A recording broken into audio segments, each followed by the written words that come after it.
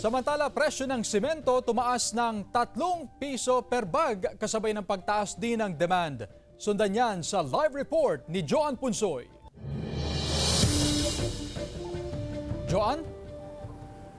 Chris, construction month ang buwan ng Abril kaya asahan umano itong pagtaas sa demand nga ng mga materyales sa paggawa ng bahay at estruktura.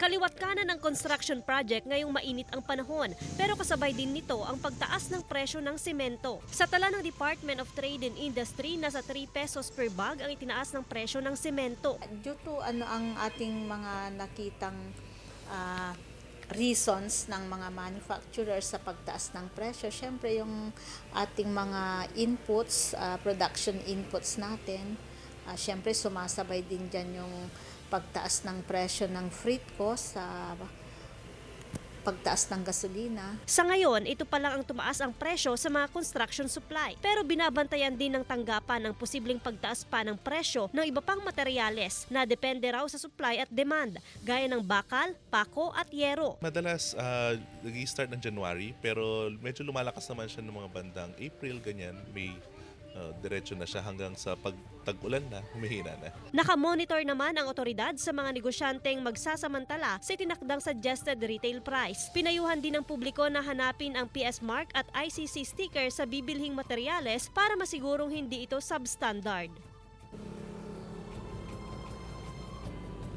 Ayon naman sa Department of Trade and Industry, wala pa silang namomonitor ng mga negosyanteng nagpapatupad ng overpricing. Pero kung sakali man, hinihikayat nila mga customer na makipag-ugnayan sa kanilang tanggapan upang magreklamo o di kay mapagmulta ang mga mapang-abusong negosyante. Samantala, pagdating naman sa mga basic commodities o mga pagkain na panghanda, wala naman daw pagtaas sa presyo ng mga ito. Chris? Maraming salamat, Joan Punsoy.